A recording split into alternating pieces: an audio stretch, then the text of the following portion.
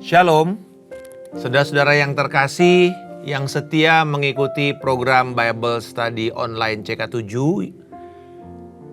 yang dimana kita percaya bahwa program ini menolong setiap orang, para pembaca Alkitab yang membaca Alkitab secara teratur dari pasal ke pasal untuk menyelesaikan pembacaan penuh. Ya, dan kemudian bukan hanya membaca, tapi kita juga memahami apa yang kita baca sepanjang hari ini. Hari ini kita akan membahas Mazmur 114.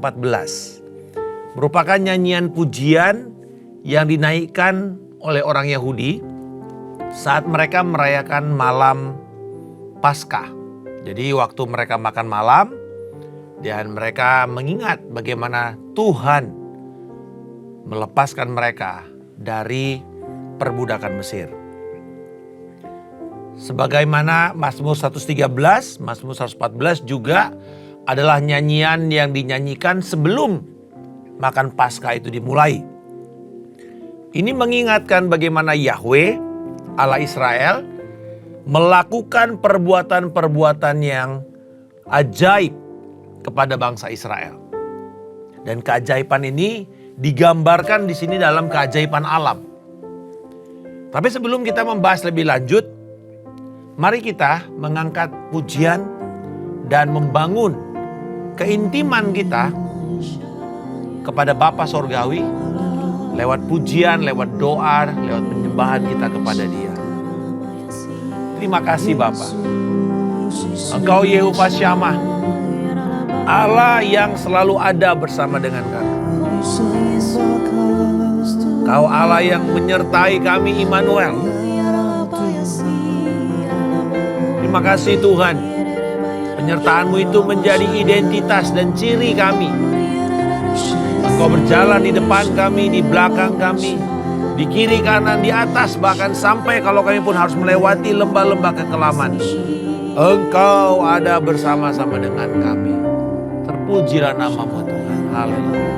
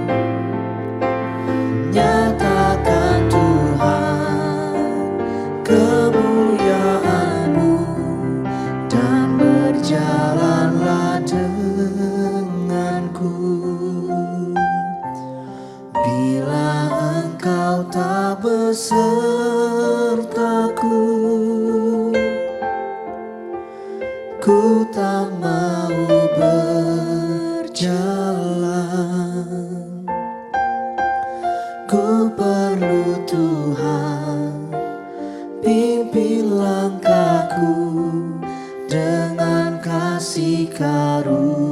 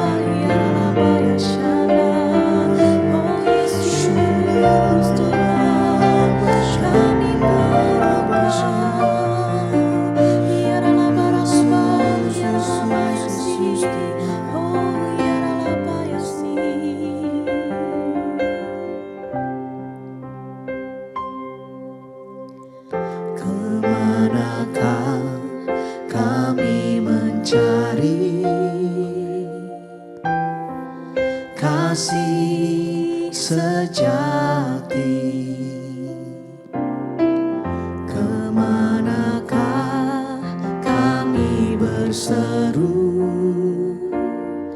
saat badai datang menderu.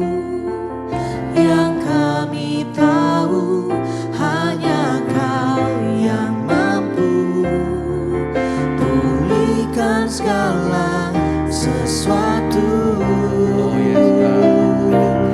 Kami perlukan keajaiban-Mu. Kami butuhkan sentuhan tangan-Mu. Kami tak dapat jalan sendiri. Kami perlukan Tuhan. Kami perlukan keajaiban-Mu. Kami butuhkan sentuhan tangan-Mu. Kami tak dapat jalan sendiri. Kami perlukan Tuhan.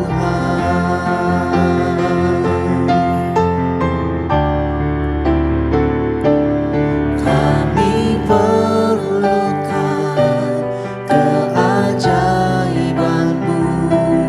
Kami butuhkan sentuhan tangan-Mu. Kami tak dapat jalan sendiri. Kami perlukan Tuhan. Kami perlukan keajaiban-Mu. Kami butuhkan sentuhan tangan-Mu.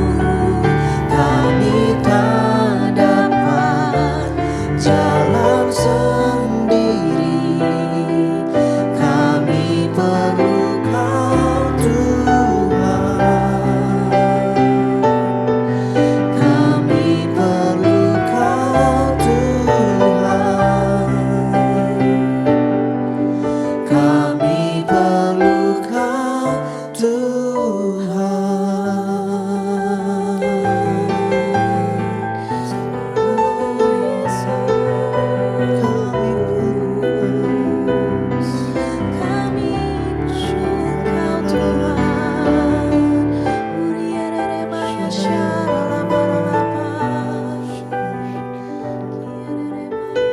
Terima kasih Tuhan. Kau yang siap sedia menolong kami pada waktu kami memerlukan. Engkau yang menemani menyertai kami. Engkau yang akan menyatakan dirimu, kehadiran-Mu melewati umat-Mu Tuhan. Terima kasih untuk firman-Mu pada hari ini. Dan roh yang menerangi hati dan pikiran kami. Memahami firman-Mu ini. Di dalam nama Yesus. Amin. Bapak Ibu, saudara-saudara sekalian, pencinta Bible Study Online CK7. Di dalam Mazmur 114 ini yang diberi judul keajaiban alam ketika Israel keluar dari Mesir. Ini menggambarkan satu peristiwa keluaran, Exodus. Dengan memakai frasa ketika Israel keluar dari Mesir. Mizraim, dari Mesir. Dan lalu kemudian dipertegas lagi dengan frasa berikutnya.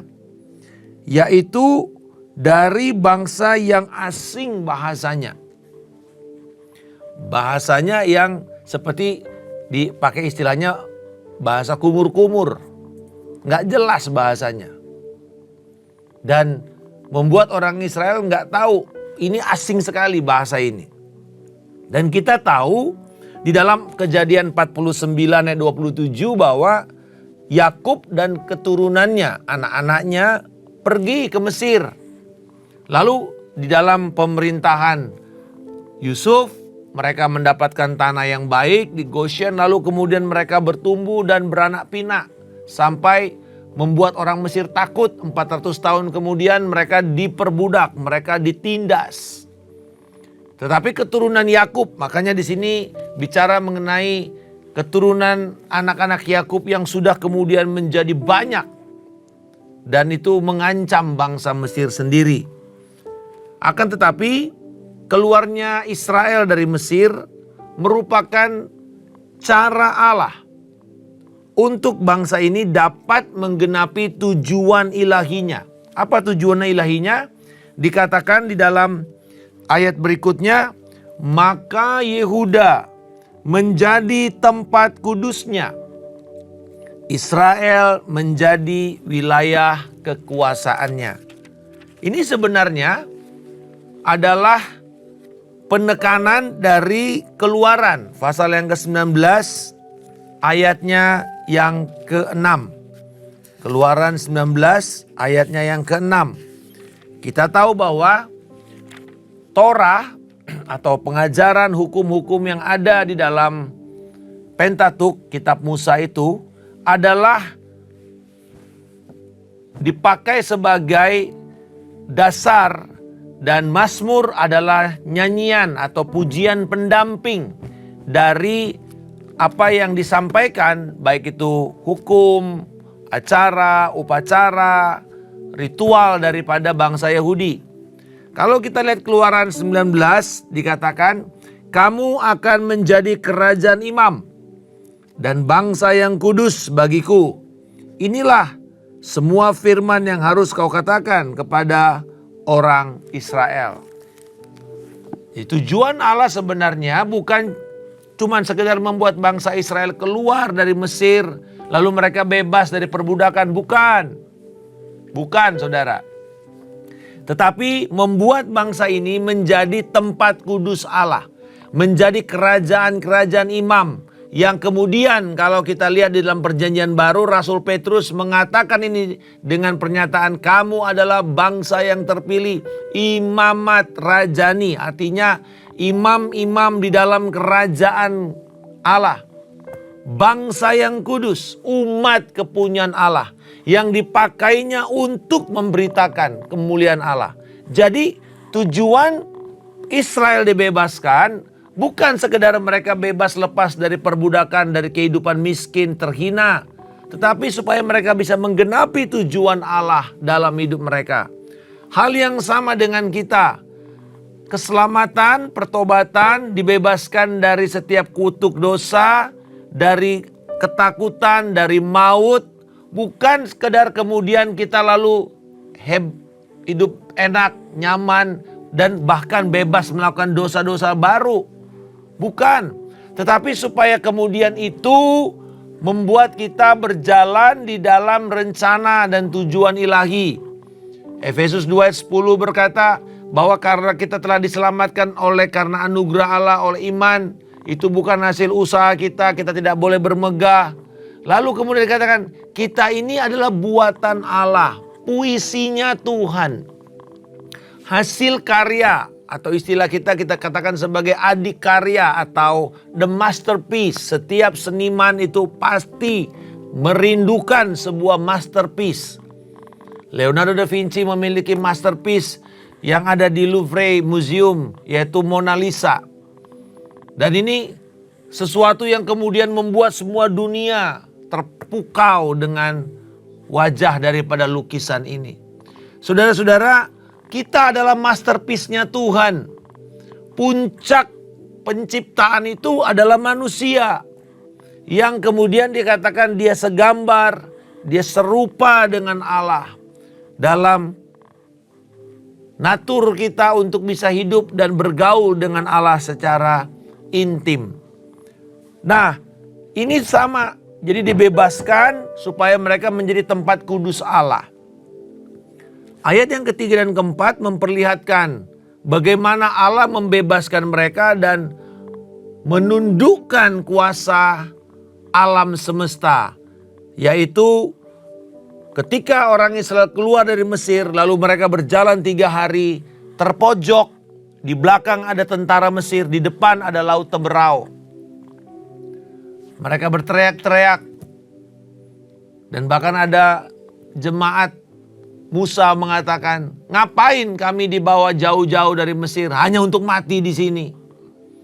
Tapi kemudian Musa tahu dan mengangkat tongkatnya memukulkan seperti yang diperintahkan Tuhan kepada air itu. Dan dikatakan air itu terbelah. Laut itu terbelah. Dan kemudian masuklah bangsa Israel. Dan masuk juga orang-orang Mesir yang dipimpin Firaun. Tapi kemudian ketika mereka dilepaskan, orang Mesir ditutup dan ditenggelamkan. Sehingga kemudian Mesir tidak lagi menghantui Israel. Mereka berjalan untuk kemudian mempersiapkan diri menjadi tempat kudus Allah. Dan nanti kita tahu di dalam padang belantara mereka membangun kemah suci. Kemah suci menjadi pusat. Menjadi pusat. Kitab Torah itu dari Pentatuk itu dari mulai Kejadian sampai Keluaran itu persiapan. Lalu kemudian di Keluaran proses pembangunan. Dan dikatakan di imamat. Lalu itu menjadi dipusatkan. Bagaimana Allah bisa duduk atau Allah bisa hidup bersama-sama dengan bangsa Israel. Dalam kekudusannya. Dan Israel tidak mati. Tiang awan. Tiang api itu gambar dari kehadiran Allah. Bahkan seperti tadi kita nyanyikan itu adalah lagunya Musa. Permohonan Musa. Kalau kami berjalan dan engkau tidak ada di depan kami. Kami tidak mau berjalan Tuhan. Kenapa? Itulah identitas mereka. Identitas mereka adalah Allah sendiri. Yahweh sendiri. Dan bukan cuman laut Teberau yang dibelah. Tetapi juga dikatakan sungai Yordan dikeringkan. Kenapa? Sungai Yordan berbalik ke hulu. Karena kemudian ini adalah peristiwa dalam Yosua 4 ayat 22. Pada waktu generasi baru yang lahir di padang belantara. Lalu kemudian mereka harus lagi menerima firman. Dari mulai kitab Ulangan. Lalu mereka membuat perjanjian. Dari Ulangan 26 sampai 34. Mereka membuat perjanjian di hadapan Allah, di hadapan Musa. Dan Yosua di situ dipersiapkan untuk memimpin. Orang-orang yang belum pernah mengalami laut Teberau. Tapi mereka juga diberi kesempatan oleh Tuhan. Yaitu dengan melihat Yordan dikeringkan Tuhan. Dan mereka berjalan. Kita lihat di dalam Yosua 4 ayat 22. Firman Tuhan berkata, ketika Tuhan sudah membuat bangsa itu menyeberang dan diperintahkan untuk membuat batu-batu peringatan. Lalu dikatakan nanti bahwa apa arti batu-batu ini? Ayat 22 mengatakan kamu harus menjelaskan kepada anak-anakmu. Demikian, orang Israel telah menyeberangi sungai Yordan ini dan di tanah yang kering. Kita tahu bahwa Yordan waktu itu juga menjadi satu ancaman. Yang kedua, saudara-saudara, Nil, sungai Nil, laut yang mengelilingi Mesir, itu adalah tempat di mana menjadi dewa pengharapan. Itu dewa air, dewa Nil. Dan orang-orang Kanaan menyembah dewa air yang ada di sungai Yordan.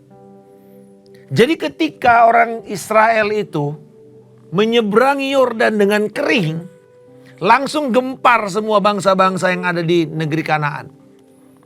Mereka langsung tahu Allah mereka yang disembah oleh Israel mengalahkan dewa air yang melindungi dan menjadi sumber bagi tanah Kanaan, yaitu Yordan.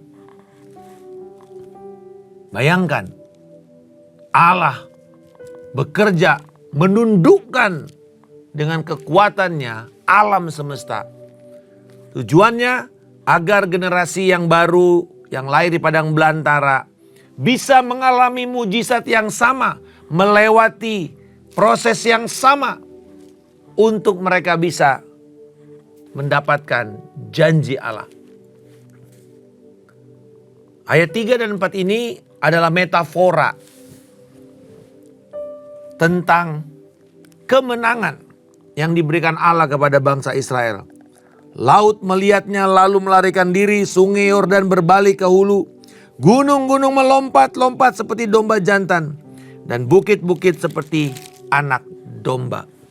Ini berupa gambaran kegirangan atas kemenangan yang Tuhan berikan kepada Israel. Dan kekuatan Allah ini kemudian diberikan sebuah pertanyaan retoris ayat yang kelima. Ada apa hai laut sehingga engkau melarikan diri? Hai sungai Yordan sehingga engkau berbalik ke hulu? Hai gunung-gunung sehingga kamu melompat-lompat seperti domba jantan? Hai bukit-bukit sehingga kamu seperti anak domba? Ada apa dengan kamu? Kok kamu gak bisa menghalangi bangsa Israel masuk ke dalam perjanjian Allah? Ada apa? Ya ini gak perlu dijawab, ini namanya rhetorical questions. Artinya itu sudah terjadi. Dan mereka gak bisa bilang apa-apa kecuali mengatakan, ya Tuhanlah yang melakukan semua itu. Itu adalah perbuatan ajaib Tuhan. Lalu dikatakan gemetarlah bumi di hadapan Allah Yakub yang mengubah batu menjadi kolam air. Kita tahu bahwa Tuhan memerintahkan di Meriba bagaimana air itu dicurahkan dan kemudian menjadi sumber air. Dari gunung-gunung batu, dari tempat yang kelihatannya tidak mungkin ada sumber air. Mereka bisa mendapatkan air jernih. Dan dikatakan dari batu yang keras menjadi mata air. Allah kita melakukan perkara melampaui kekuatan alam. Dan ini yang kita percaya bahwa Tuhan adalah Tuhan yang menjadi sumber keselamatan. Dan kembali bahwa lagu ini kan adalah lagu nyanyian sebelum makan malam Paskah. Di mana di situ bangsa Israel, orang tua harus menjelaskan kepada anak-anak mereka, kenapa kita mesti makan seperti ini? Apa yang terjadi di malam Paskah itu? Dan mereka menceritakan turun-temurun kisah pembebasan. Dan mereka menceritakan karya The God of Exodus, Allah keluaran, Yahweh yang mengeluarkan mereka dari penderitaan, dari tekanan bangsa yang asing itu. Dan nyanyian ini dinyanyikan terus. Termasuk pada waktu mereka sedang ada di pembuangan Babel. Ini diingatkan lagi, dinyanyikan lagi. Pada waktu mereka merayakan Paskah di sana. Sekarang mereka sangat relevan. Karena sekarang mereka tinggal di bangsa yang asing lagi. Yaitu bangsa Babel. Ketika kerajaan Israel dibuang ke Asyur. Bawa ke Mesir lagi. Mereka bingung dengan bahasa daripada orang-orang ini. Tetapi kemudian ketika mereka menyanyikan ini. Sekali lagi Yahweh memperlihatkan kekuasaannya. Dan membebaskan mereka pada waktunya. Tugas bangsa Israel cuma satu. Tetap percaya dan tetap berharap. Bahwa Yahweh tetaplah Allah keluaran. The God of Exodus. Saudara-saudara sekalian, ini menjadi pembelajaran kita. Menjadi pesan yang akan kita petik dan kita jalani setiap hari. Tanggung jawab kita adalah tetap percaya, tetap berharap. Allah pasti akan melakukan mujizatnya. Allah pasti akan bergerak. Orang Israel menunggu ratusan tahun. Bangsa Yehuda menunggu 70 tahun. Bahkan setelah mereka kembali, yang kita baca di dalam Nehemia. Kita sudah pelajari bagaimana mereka kembali dalam kitab Esra dan Nehemia. Lalu apa yang terjadi setelah Nehemia 13? 400 tahun. Mereka kembali dijajah oleh Yunani, oleh Romawi, oleh bangsa-bangsa asing. Bahkan tercerabut dari tempat mereka. Ditindas. Diolok-olok. Tapi kita tahu juga bagaimana Allah dengan mujizatnya melakukan perkara ajaib. Dan mereka melihat, sekalipun mungkin tidak mereka dengar ada suara nabi, ada pesan-pesan firman yang secara verbal, tapi mereka tahu dengan firman yang mereka sudah terima, mereka tetap menanti. Tetap menanti. Marilah kita seperti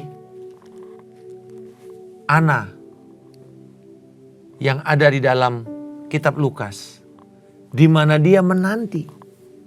Dia tidak akan mati. Dia berdoa supaya dia tidak akan mati. Simeon berdoa dia tidak akan mati sampai dia melihat pembebasan itu terjadi.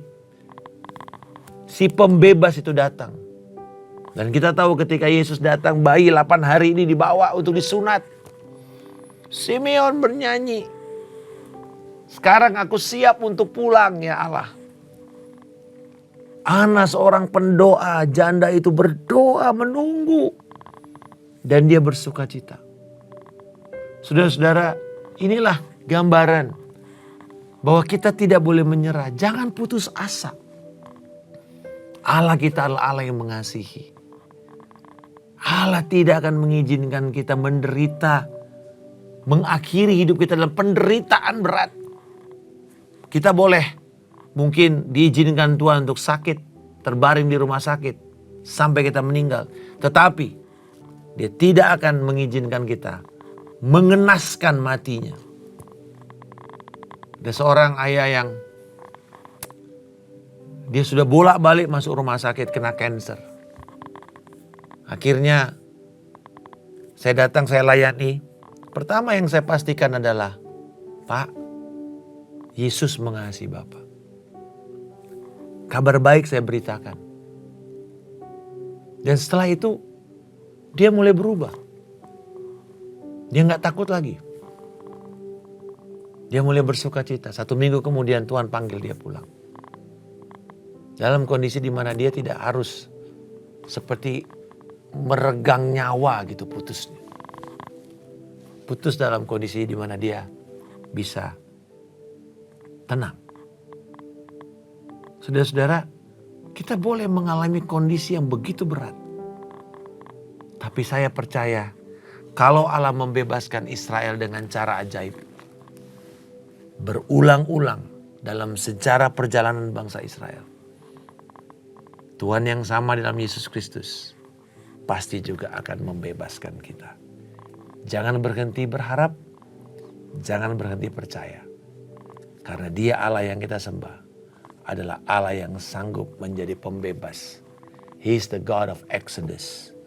Mari kita muliakan Dia. Kami berdoa mengucap syukur Bapa. Teguhkan pemberitaan firman ini. Kami percaya tugas kami adalah senantiasa percaya, senantiasa berharap. Karena firman berkata bahwa pengharapan di dalam Tuhan, di dalam Kristus tidak pernah mengecewakan. Pengharapan kami adalah pengharapan yang kekal, di mana ngengat, karat, pencuri tidak bisa mengambil harapan itu. Dan pengharapan itu sudah secure di dalam Kristus yang tinggal di dalam kami. Terima kasih Bapa untuk hadirat-Mu. Terima kasih untuk penyertaan-Mu. Walaupun kami mengalami keadaan yang jauh asing dan jauh daripada tempat beribadah, tetapi Tuhan Engkau melakukan pembebasan kepada kami. Memberikan kepada kami sukacita dan mengingat terus kapan waktu kami dibebaskan itu. Mengingat waktu kami dimerdekakan dari kutuk dosa.